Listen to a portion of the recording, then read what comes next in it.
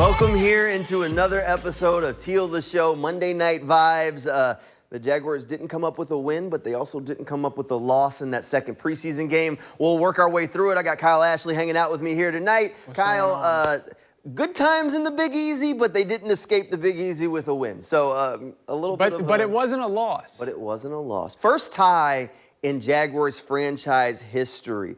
Jaguars were one of the few teams in the NFL who had never had a regular season or preseason game end in a tie. Well, now we can no longer say that. Tie in preseason game number 2 against the New Orleans Saints. First one, franchise history. So you witnessed a little history if you watched the game. Hey, I'm all for, witnessing history. But you know what? It was a better game. It was a good game too, you know? Yeah, look, progress was made. And that's what the preseason is about. You want to make progress week after week from game 1 to game 2. And if you were watching the game, you could see the progress, especially if you were watching in the run game, because those guys were out there and they were getting after it just a little bit. Yeah, so basically just like last week, we have some things we liked, some things we didn't like. That we do have more that we liked this week. And like you said, one of those things was the run game. I thought they did a lot better, but also Liam Cohen, he also liked the run game and thought that the team did better than the previous preseason game. I was pleased with the way that we were coming off the ball up front. I thought without Chuma and Anton in there, you didn't feel a huge drop off up front. I know it wasn't their starting defense playing, but we did move the ball the way you would expect them to against anybody's second unit. But Tank and Etienne, I thought both had some really nice moments. So did Tootin and LeQuint. I thought all 4 of those guys actually had some really nice moments. So, yeah, they didn't have necessarily like a huge 300-yard game, but I did think that all 4 backs ran the ball well. And my thing is they kept it, in front of the sticks. They all kind of did. They didn't get behind the sticks. They continued, moving the change. Look, you want to be efficient. You got 4 running backs. You got 4 running backs that flash. Here's a run from Travis Etienne right here. They all kept the ball rolling. There was maybe the splash play was probably Tank Bigsby's catch, maybe the best play from a running back throughout the day. But look, overall, these running backs were impactful. They showed what they could do out there on the field, and they showed that they got a little bit of juice to them. So there could be some movement in this backfield, as we talked about. But Liam Cohen really wants to run the football, and if he can get the run game going the way he wants to, all 4 of these guys are going to be valuable during the season. Yeah, no, depth at that position. Definitely a huge plus for the team. Another person who definitely also benefited from the run game, the quarterback, Trevor Lawrence. Run game's a quarterback's best friend. He, I think it just, like I said, staying in front of the sticks, then, you're in 2nd and 7 instead of 2nd and 12. All of that helped out. They also converted some 3rd downs. So Trevor also talked about, well, Trevor didn't talk. Liam talked about how the run game helped Trevor, kind of move forward. Yeah, I thought this game was another step in the right direction where you saw him clicking through progressions again and getting to his, 3rd and 4th reads a few times. I thought we protected him really well up front, which allows a quarterback to do those things. And also when you run the ball effectively, it also takes some pressure off the quarterback. So I was pleased with his outing tonight. Obviously, the one fumble is a tough one because you just got to eat that. It's a great learning moment for him, especially in the red area where you already have points. So when you have 2 turnovers in the red zone, when you already have points, those are tough ones when you end up tying a game. Can't have those turnovers. Trevor overall played a really clean game. Liam Cohen mentioned it. Look, yeah, you kind of want to eat that play, but Ezra Cleveland steps on the guy's foot. He tries to make something out of nothing, gets it into Tank Bigsby's belly. Tank's kind of got to take that one, but it bounces off. The timing was off all the way around on that play. That kind of stuff's happening, and this is the time of year where you want it to happen. They're figuring out the timing. They're figuring out how to clean the stuff up. So the fumble, not that big a red flag for me. Maybe if it was week 1, you freak out a little bit more about it. But preseason, you want to see those types of mistakes. Because now, especially what you've already seen growth from week 1 to week 2, there's still more time before that first game, so more time for growth and things that they're going to clean up. The biggest thing, Trevor Lawrence helped them clean up all those pre-snap penalties that we had seen in the scrimmage and in preseason game number 1. From the starting unit, none of those.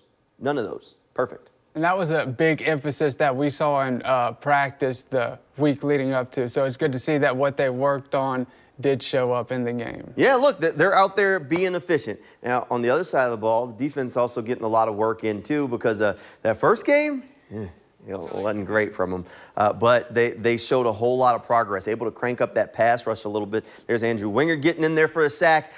But you want that from these guys to be able to crank it up and go out there and make these plays, even if it is preseason.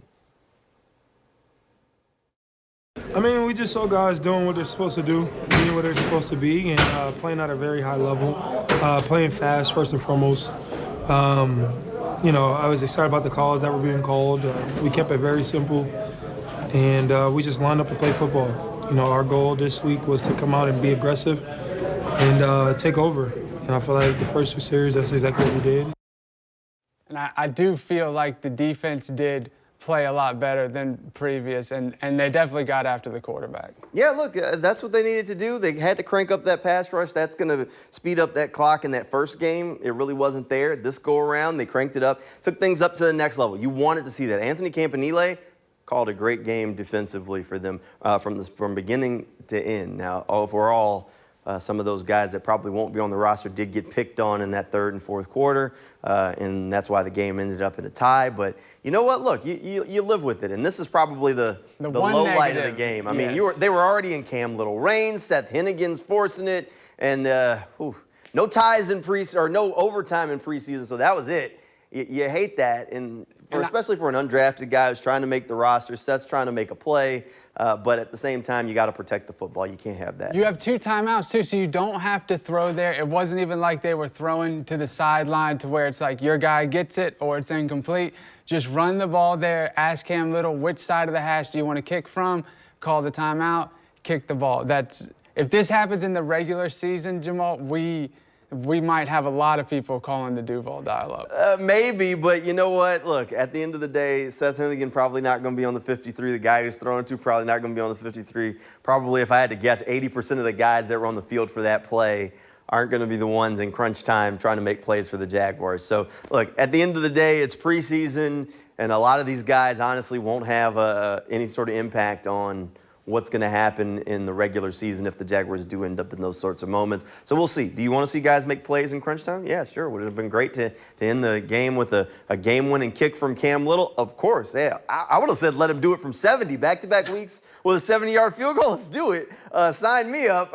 We love a good kick, especially from Cam Little. He's been eating his Prowler Puffs before the game and getting ready. All right, that's pretty much enough of talking about what happened during that preseason game. It is preseason, so we're going to start kind of turning the page to what's next. So we still got some time left here in Teal the Show. Coming up next, we'll hear from our Duuuval dial-up call, and we'll talk a little bit about what's next for the Jaguars as they start to wind down on preseason. We start to get closer to that regular season. All that's coming up right after this quick break. Busch Drive Rich here once again. And I got to say, Mr. Campanile, message given, message received. That defense was completely different than what we had last week and what we had in the year past. My man Tank Bixby, big run. My man ETN, big run. I mean, the tight end catch between 3 people. Can my quarterback do it any better? That's my quarterback. Going into the year, throwing a dime between 3 people, letting that good tight end come in and get that catch. It's looking good. Calm me down. I'm not worried anymore. I'm still going to pray for you because prayer does work. But I'm telling you, man, you better keep it up because Duuuval will let you know if you're going to mess up. You gotta love it. Look, hey, that's his quarterback. Trevor Lawrence did go out there and do some good stuff. And so did Brenton Strange. You know, we didn't give Brenton Strange as much love during the first half of the show when we were going through it. But Busch Drive Rich calling in on the Duuuval dial-up and reminding us, hey, Brenton Strange did make a couple of big-time grabs on third down. I think Brenton Strange might be in for a big season. But, yeah, he gave him love. You gotta love that. The Duuuval dial-up's so much fun. I love this. So we want to know what you think, especially after these Jaguars games, how you're feeling about it. So we want you to give us a call. Call it Duuuval dial-up. How you Dial it feeling? up. Yeah, dial it up. Dial it up. 904-391-3661. Call it. You might hear yourself here on Teal the Show. You might hear yourself on the Sunday Sports Zone. All you got to do is give us a call. It's 904-391-3661. Come on now. We'd like to have a little fun. And we want to know how you're feeling. Whether it's good or bad, you know, we really do want to hear from you guys. That's crucial that we keep that line of communication open. Duuuval got to laugh, cry, and celebrate together, so give us a call. We got to do it. All right, so next up for the Jaguars, they're heading down. They got a couple of practices, and then they're going to head down to Miami for joint practices with the Dolphins as they get ready for that last preseason game of the year against Miami. Now, we're going to be down in Miami on Thursday for those joint practices, so we'll have plenty of coverage coming your way for that. Plus, obviously, we'll be here on Friday night for the next episode of Teal the Show. But the Jaguars aren't done with that roster turn, right? So at some point, the cut's going to come from 90 all the way down to 53, and we're getting closer and closer to that day. So some tough decisions got to be made here soon. It's coming up. Hey, we also do have a little trade that we need to mention. Yeah, look, the Jaguars are busy. They're not resting on this thing. James Gladstone made the call right after the game and said, hey, Luke Fortner, you can just stay right here in New Orleans, right? But let's get Colin Saunders on the plane. They call him Bink. He's been a defensive tackle with the Saints for the past couple of seasons. He won a couple of Super Bowls with the Kansas City Chiefs. So adding some reinforcements on that defensive line. Look, Colin Saunders, probably not a world beater. He's not going to be your Marcel Darius or anything like that. But he's going to be another good guy in the middle of that defense that they can add to this roster. Look, defensive tackle's been a little banged up. We caught up with Mason Smith last week right after he got activated from the PUP list, but he didn't play in the preseason game. So Mason's still getting healthy. Eric Armstead's trying to get healthy in time for the season. And then a couple of guys that are on the team currently struggled a little bit against the Saints. So you see an opportunity to maybe go out and get a guy that can help you improve. Why not pull the trigger on it, especially if it's in moving on from a guy that probably wasn't going to make the 53 anyway.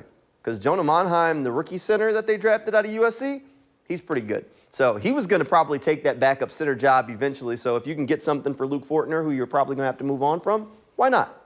Why not? And I mean, he's kind of a glue guy too, and so that's also a pretty efficient trade, you know, trading with the team that you're going against right afterwards. Yeah, there you go. Hey, save gas on the plane. Just let him pack the bag and come on, hop on the plane. I don't know if he actually hopped on the plane, but he's definitely a locker room guy. He's going to bring the energy. It is going to be there, so he's going to be a good addition to the team. We like to keep the vibes high, especially this time of year. So we appreciate you hanging out with us here tonight for Teal the Show. That pretty much does it for us. We will be back here Friday night after the Jaguars wrap up those joint practices with the Miami Dolphins and getting ready for that last preseason game of the year. Just one more, and then it's time to lace things up for real, that home game against the Carolina Panthers. We'll be counting down to that. So hopefully you're going to decide to hang out with us every Monday and Friday night here on Channel 4 at 11:20 all season long, and we'll get you ready for everything. Thanks for hanging out with us tonight. Good night, everybody, and go Jags.